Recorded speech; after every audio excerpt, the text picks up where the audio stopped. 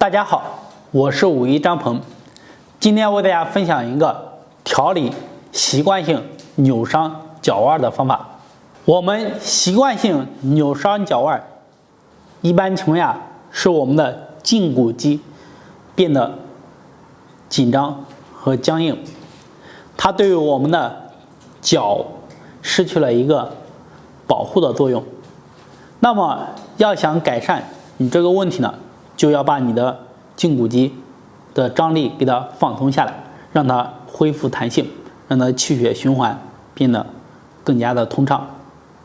下面呢，我为大家分享的就是跪式拉伸小腿，它可以拉到。下面我为大家讲解的就是跪式拉伸小腿这个动作，可以很好的拉伸你的胫骨肌，请跟着我一起学习和练习。首先呢，建议大家做的时候呢，找一个垫子垫在地上，要不然的话，我们的膝盖直接跪到硬的地方会比较痛。如果说你没有练习过跪姿的，它是比较痛的。好，跟着我一起来，然后把你的双脚并拢。好，双脚并拢，可以脚背放松，跪在这里。好，我给大家看一下侧面。好，双脚并拢，脚背呢放松下来，跪在这里，屁股尽量往下坐。刚开始练习，有一些人呢屁股是坐不下去的，慢慢的练。当你往下坐的时候呢，你能感受到你的小腿的胫骨肌被拉伸的感觉。好，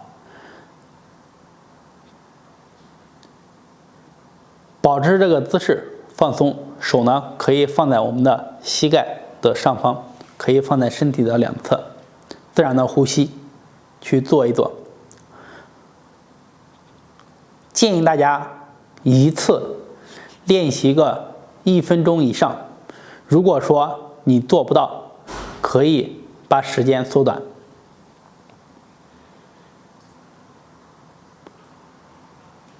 好，我们做够1分钟了，可以慢慢的起来，这样去活动一下，放松，一点一点，一个一个去做，抬起来放下，抬起来放下。手可以掐着腰。好，再慢慢的坐下来，放松，停顿30秒以上，最好能在1分钟以上。好，做够了以后呢，再起来，活动活动。这个活动脚呢，根据自己的情况定。好，这样是一组，做多少呢？连续做3次。好，做完3次以后呢，我们来看一下你的小腿胫骨肌都变得比较柔软有弹性，因为它被拉伸开了。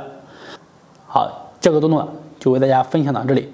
如果说对运动养生还有什么问题，可以在下方评论留言或者私信和我进行交流，谢谢。